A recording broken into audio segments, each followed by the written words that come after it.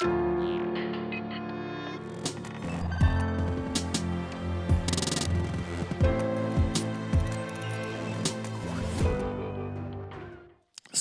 today we're here to sell you our salad, and in fact we have two different salads to sell. It's an infomercial. We're going to talk about Inferno, which is a project we started in 2015, but we're going to be showing it here in Paris this weekend, so you're all invited. We'll come back on this in a sec. And we're going to talk also about our new project called Godspeed, which is sort of the, like the following to the Inferno project, because it's also based on wearing exoskeletons. All right. So, is that the button? No, which button? I tried them all. All right. Okay, so the idea to link it to the themes of IZEA, we're talking about Symbionts. We've been doing a lot of different robots for performance, for installation, and so forth, but we're really interested in the transformative experience of having a robot that you actually wear. And of course, if I put something on you, is it symbiotic with you, is it a parasite, so forth and so on. So the the pieces we're going to be talking about today are more dealing with this phenomenon that happened. Our main point is when we use these elements, we try to do it with untrained people, with crowds that are unaware of what's going to be happening. So it's co-creation, co-presence, co. And the idea as well is that the emergence, and we're looking at what's happening when we create these participative situation with the elements we gave to the people. So the idea is to, first and forefront, is the experience that people are going to get. I think it's important to insist on this aspect of the work that we are dealing with the general public, because we did it in the past working with performers who were aware and who practiced wearing machines on their bodies, but here it's a totally different approach because you really don't know what to expect, how people will react to like the presence of something else on their body, like moving something else. Yeah. So Inferno, which is part of the infomercial, playing this Friday and Saturday at Cube Garge, so you can find it on the program. So if you look at a picture of Inferno, hell has been highly publicized as a bad place, a lot of smoke and so forth. So the idea is to set up the tone with a different context. So this is, if I tell you you're in hell, there's going to be a bad moment. So we kind of set the ambience. So this is people before the experience, so especially the person in the middle is a bit afraid of what's coming on. But the idea is like what's happening through the experience of the piece. Whoops, sorry. Let me go back. Okay. Did it go back? Yeah, no. Is that it? Oh, let's play this then. Can I get the sound on this? Oh, no, perfect, okay. So actually this is what happened, like people start laughing. So there's a moment where the symbiont that's on you is a foreign entity where then it becomes, your friend or part of you. There's a moment where these things happen. So, and then usually people have an interesting experience instead of being just coerced by a robot, which creates a paradox on its own. And we're going to be talking about this in Godspeed. So should I run the Inferno, or you have to? Well, I can continue talking over it. Yeah. Okay. In fact, can you lower the sound, please?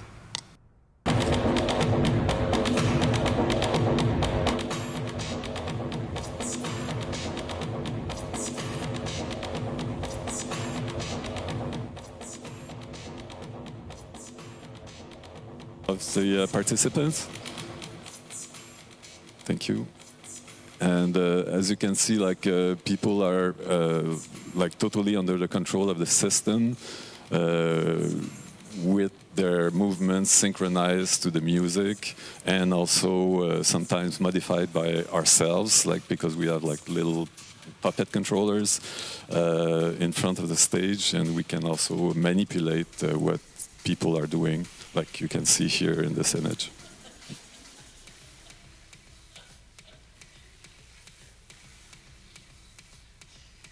So this is very similar to what you will see this weekend at Le Cube Garge. Oh, it's very, very different. Oh, yeah. Okay. So you have to think that when we built this the first time, we never had like, there's actually 24 exoskeletons, there's 18 here. It's pretty hard to find 24 person that we can experiment with, even a classroom. So we had absolutely no clue of what would happen. So it was kind of a leap of faith to think that this would be working or not. But the idea is like the paradox of the loss of control was really, really strong. Like people go like, okay, I'm gonna get hurt, it's gonna be annoying and so forth. But there's a moment where people start getting into the kind of trance of the ritual of being manipulated by the machine. You get into somehow like a strange altered state where you become a puppet and you let yourself, your body float with the machinery. Especially that people are generally afraid of the weight of the robot on their shoulders, but after a while, you know, like you really get into it, and you completely forget about like this big thing that you have on yourself. So there's a lot of elements that we had, but the big thing as well, of course, there's a lot of practicalities like safety, but the main point is when you start doing participation, especially with untrained people, it's not professional dancers in the front of you. So how do you give instruction to people that becomes simple? And then you realize very quickly that even the simplest instruction is incredibly complex. So we present all this because it's going to be, of course, the next project is going to try to push the limit of the little experience we have made through this project, and this goes to Godspeed. Yes, Godspeed is our new project. We have been starting to work on it last year, and we hope it will be ready for being presented next year in the fall. Maybe at Le Cube Garge again, we will see. But right now we cannot really show you any prototype, but we can discuss about the ideas. So one of the ideas behind Godspeed is through the ritual of machines, we're looking at the modern version of labor. So we all like part of big systems right now, like through all kinds of forms. So we all to create rituals like that are like comical, like ludicrous and so forth, that with all these symbionts and embedded machines that you're gonna have on your body to generate a new kind of like, you know, new servitude to the machines. So basically this is the like the main point that we want to develop in Godspeed compared to Inferno. Is like the scenography of the whole like performance. So a few things we've done in the past into like as performance. This is from Devolution done in Australia way back. So the idea is like when you put the symbiont on a body, the plasticity will change. This, I mean, you've seen like people having like, and when you have exoskeleton or a tail or and so forth, to integrate this in your body scheme is very, very difficult. You all have backpacks, and you see how many times you crash in the alleys in the grocery stores with your backpack. So it's pretty hard to integrate all these elements. Even a cane is difficult, takes a long time. So we have a very, very short moment to introduce people to these new elements. Like for instance, this is a yoga position, but this requests a lot of training. Changing the body's anatomy, what we can do to change the way you dance, change the way you walk, the way your body is created, or simply subsume people and put lights on them so they can be used to create the whole environment. You have this in Inferno, obviously it's going to be using the same kind of schema in Godspeed. What is important as well when we coming from Inferno and going to this is, of course, to have a good experience. This is coming from science. This is, I think, a paper by Muller, like Floyd Muller. So the sense of agency you get and the sense of, let's say, ownership So if you're totally taken, if you're partly taken, and so forth. So if you're teleoperated, or if this is an extension of your body that you can manipulate something. So we're going to be playing with all these elements within Godspeed. We try to touch base a few of those. In Inferno, it goes in between, but it's a strange exoskeleton. It forces you to move in a certain way. It doesn't.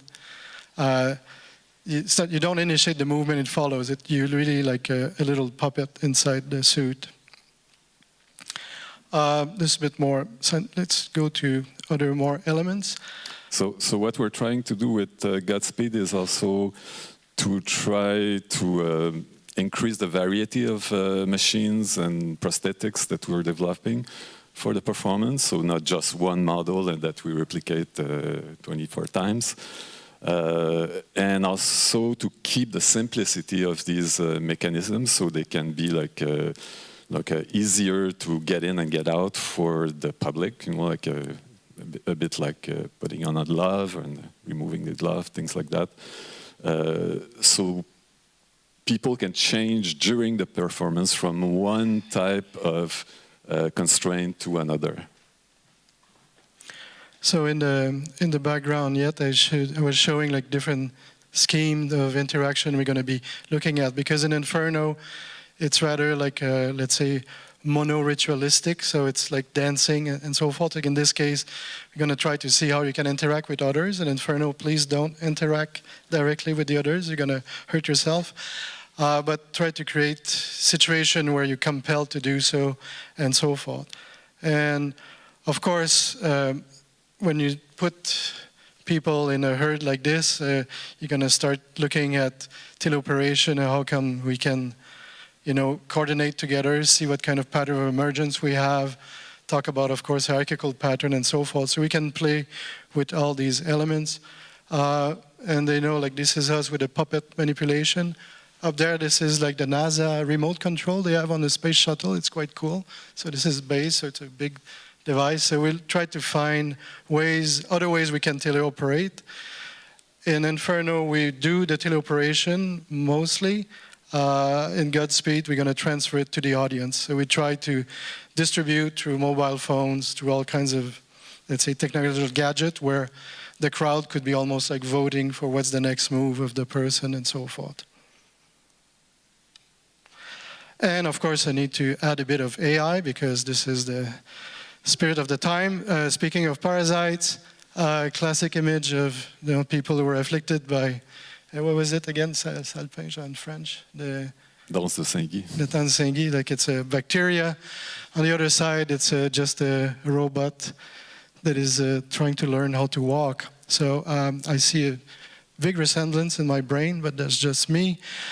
So we can start playing with machine learning and all kinds of stuff to make the crowd do some odd patterns. Well, as soon as we will be able to get feedback data from the participants and maybe from the crowd too, like we will be able to do some analysis in real time and like affect back the whole system with that. So that's why we talk about AI, but we'll see how we can like play with this amount of data.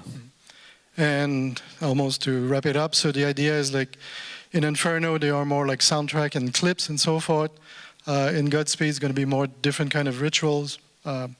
This is yet to be developed, but the whole idea is to look at all kinds of rituals we already have with machines and expand on those and see what kind of things you put on the body to generate new rituals.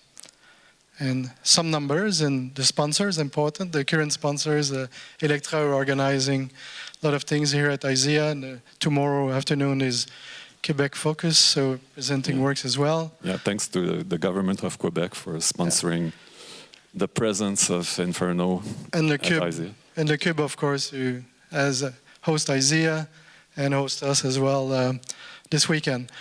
And you see, like, the number is going to be flexible because it depends how much money we had, but the idea is to go from simple to complex machines. So if I want to distribute things into large audience, so that's a different context, so things have to be simpler and so forth and so on. So But this is all very experimental, so we're discovering things as we do it.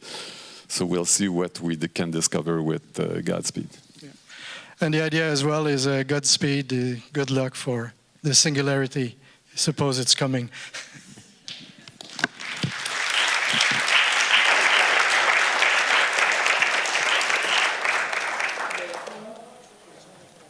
Okay. So you have time for questions, so if you have any.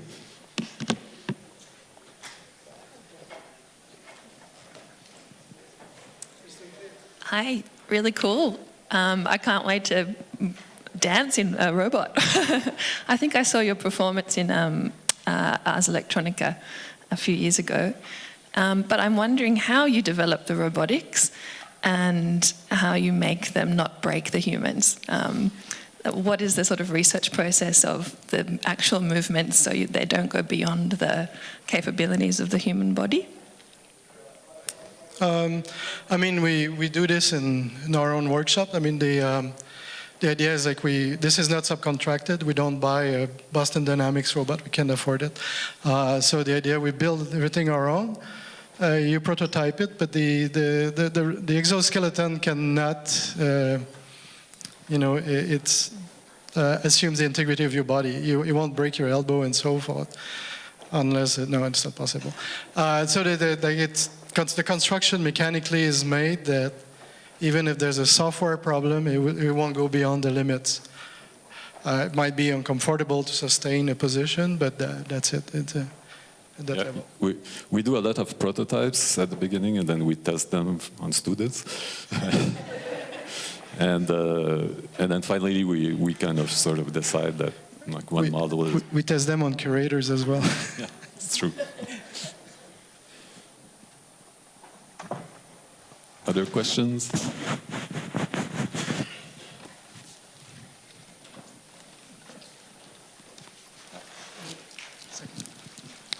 We have two questions here and other. The last two questions. This is İpek from Kadir Has University in Istanbul, and my question is, sometimes I wondered, did any of the participants show resistance towards the robot's control? Because sometimes we have unwilling resistance through our bodies, reflexive reactions. Did you encounter any of that? Well, no, there are people who try to resist, because maybe it's in their nature not to be controlled. But the problem when you do that, it's kind of pointless and useless and sort of you kind of avoid enjoying the experience because you can resist if you want. It's just compressed air, so it's not like crazy strong. But I think it's better to let yourself go, and after a while you even sort of they fall into some kind of an altered state if you do that. If you resist, normally you don't do that more than for 10, 15 seconds. Yeah, they realize quite fast that it's much more interesting for the all integration. The kinesthetic experience is much more interesting. If you resist, it's more like being at the gym, if you want. So not very pleasurable. And the last question. Yeah, with the microphone, please. Can we bring kids to your event? As spectators, yes. Okay. We put an age limit for, but I think if you have to have the body size of an adult. But they can come at the end. You can take pictures and just try it on, but you cannot do the show. It's mostly because it's a one size fits all, unfortunately. So it needs an adult size. But usually when the 15, 16 is already on the way.